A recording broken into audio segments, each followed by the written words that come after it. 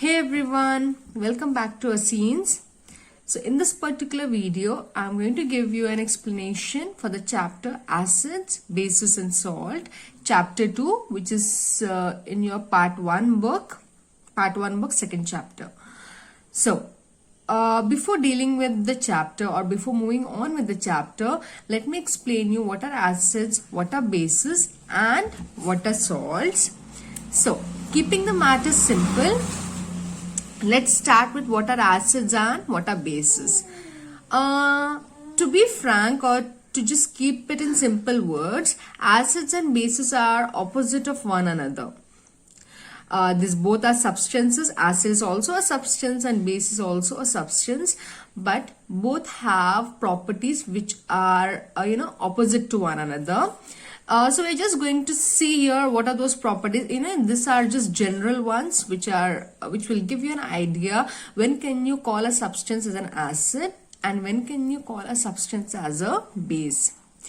So as you can see, the first one is regarding the taste. Acids are sour in taste, whereas bases are bitter in taste. And moreover, they have mentioned here that soapy, this particular base, they have soapy texture. That means when you touch soap, you'll have that kind of lathery nature. So your bases will have that kind of lathery texture. The next one regarding litmus paper test. So acids will turn blue litmus red. That means if you have got two litmus papers, red as well as blue, so if you're going to dip red paper in any acid, you're going to get, there will be no color change. But if you are using a blue litmus paper and if you are dipping in it, then it's going to turn to red color. Whereas the opposite goes for bases. Suppose if you are using a red and blue color strip to actually check the matter whether it's some base or an acid. So if you dip a blue color back into the base, there will be no color change. Whereas when you dip red color, it's going to turn to blue color. So basically acids will turn blue to red and bases will turn red to blue. Going on to the next one. Okay, so now this is something theoretical. So acids, whenever you take an acid and if you dissolve it in water, it is going to release ions. And in case of acids, it's going to be hydrogen ions, that is H plus ions. Whereas in case of bases, you are going to get hydroxyl ions, OH minus. OH minus is also known as hydroxyl ion. Now, to get a better understanding of acids and bases, I can give you some examples over here, which, from our day-to-day life to understand what are acids and what are bases. So, regarding acids, if I have to pick something to explain you what are acids from our food items, it could be citrus fruits, lemon, oranges, okay, and then tamarind, all those are acids. As you can see, all these have sour taste. Whereas in case of bases, this mostly contain your green leafy vegetables. Now, if you just, concentrate harder, you know that green leafy vegetables are bitter in taste most of the time. So, you can just connect the dots there. So that is because of the basic property of those particular food. This is about what we have in our food items. Now, talking about the chemical substances which we have, we cannot go and taste them. Right, we cannot taste them and tell whether they are sour or they are bitter, so based on that, whether it's an acid or a base. So in that case, litmus paper helps down there, or we have got certain other indicators which will help us, which is excluded from the chapter for this particular year. So I'm not going to go in detail with that. So just the litmus paper will be fine for now. Now, let's talk about the types of acids and types of bases. Okay, so two are very common for both: strong acid, weak acid, strong base and weak base. So when I actually call strong and weak, that is because of the strength. If the acidic strength is stronger, that means the acidic property is very, very strong, then I can call that particular acid a strong acid. And if the acidic nature of that particular acid is low, if it is not as strong as it should be, then I can call it as a weak acid.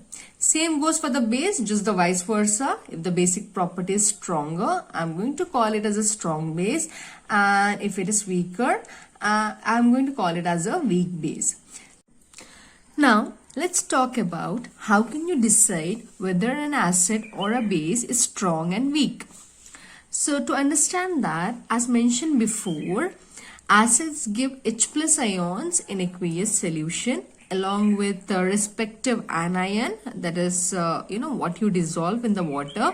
So based on that, you're going to get a positive as well as a negative ion. So positive ion is H plus, and simultaneously you'll be having another ion. Whereas in case of bases, you are going to get an OH minus, that is hydroxyl ion, along with a positive cation, depending upon what is the base which you have used. Now, suppose if I take an example over here, as you can see here, I have got an example here like HCl.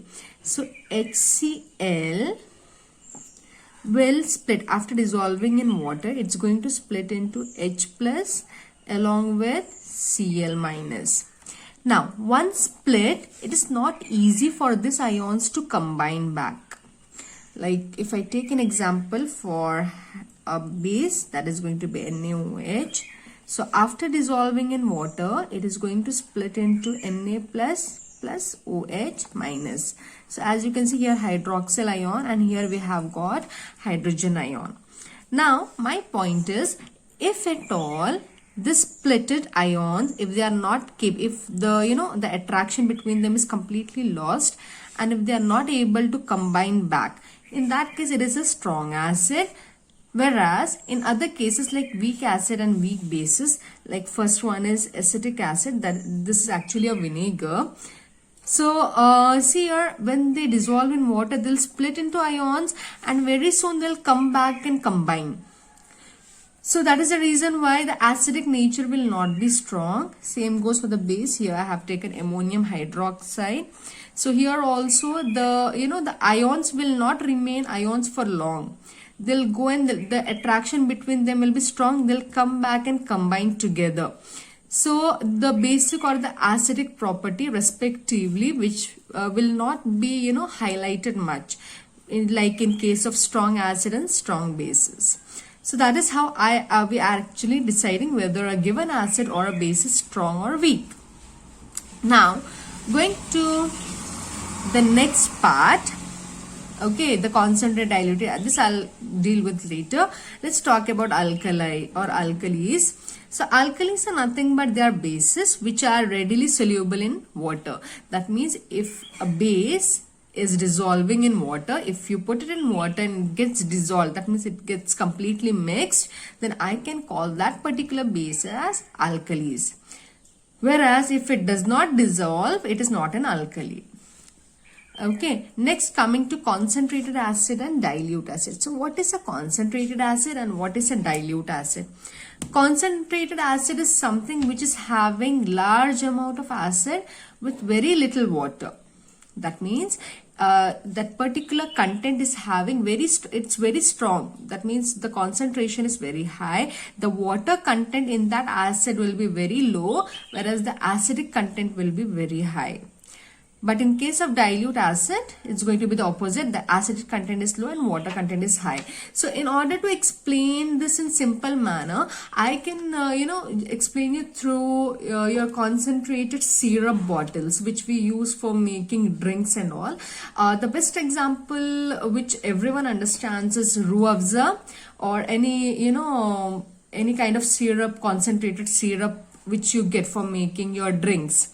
So the Ruah Afza bottle, if I have to explain it with the help of that, it's concentrated. We don't take the bottle and we don't pour it directly and drink. Instead, what we do is we add it to water, we dilute it and we have. So that means the Ruah Afza bottle is concentrated, whereas when you dilute it to make the drink, that means when you add water to it to make the correct concoction for the drink, we call it as the dilute one. So concentrated is very strong, very powerful and when you add water to it, it becomes dilute. So I hope this particular concept is understood to you. If you didn't understand, you can leave a comment to me at the bottom and I'll see what I can do better to explain it to you. Now let's try to understand the process of dilution of acid. How do you carry out, or what is the procedure? So as explained in your syrup bottles and drinks, what you do is you add the concentrated syrup to water and not water to the syrup. So same thing goes here. You are adding acid to water and not water to acid. So here the reason behind doing this is because dilution of acid is an exothermic process. So what is an exothermic process, or what is an exothermic reaction? Exo means out, sending out. Thermic means heat. So when this reaction is happening, when you are actually diluting an acid, heat is being released.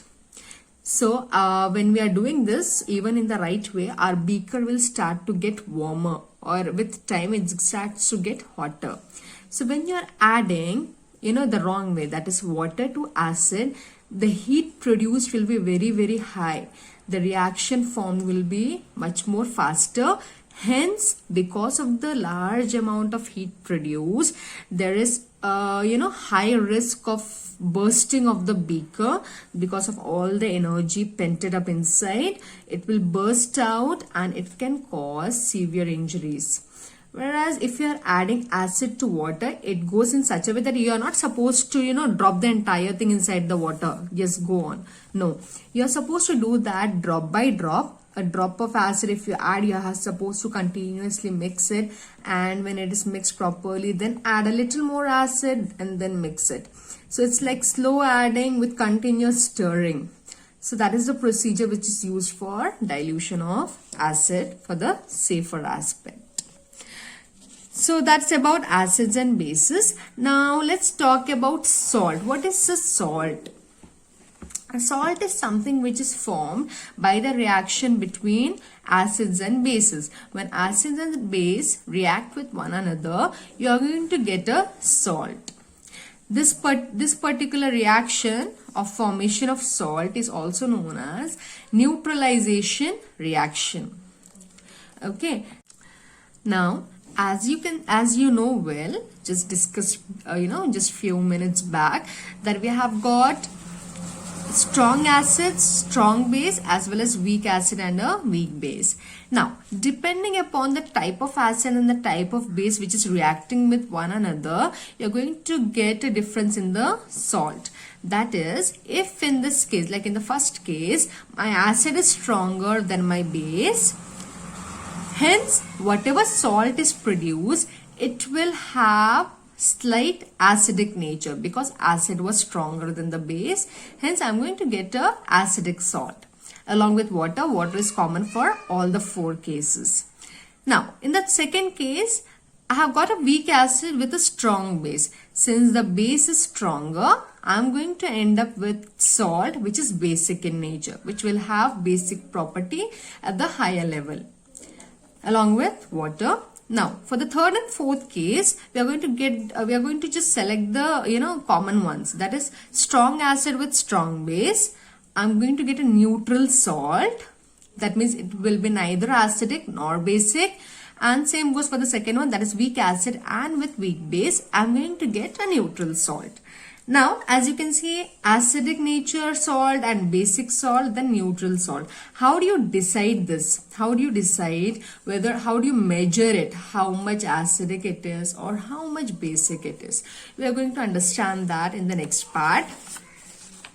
Okay, so that is pH. pH full form is nothing but potential of hydrogen. Okay, so pH is actually a scale, like you have a number scale which you used to add and subtract in your lower classes. Same thing here. pH scale is something which starts from 0 and ends up at 14. So from 0 to 14, the middle number is 7. So 0 till before 7, that is 6.9. If I have to be particular, from 0 to 6.9, if at all, if I'm having something, a substance, and if I measure the pH level of that particular liquid, and if I find the pH value somewhere between 0 to 7, that means below 7, then I can call it, that particular substance, as acidic in nature. It is an acid.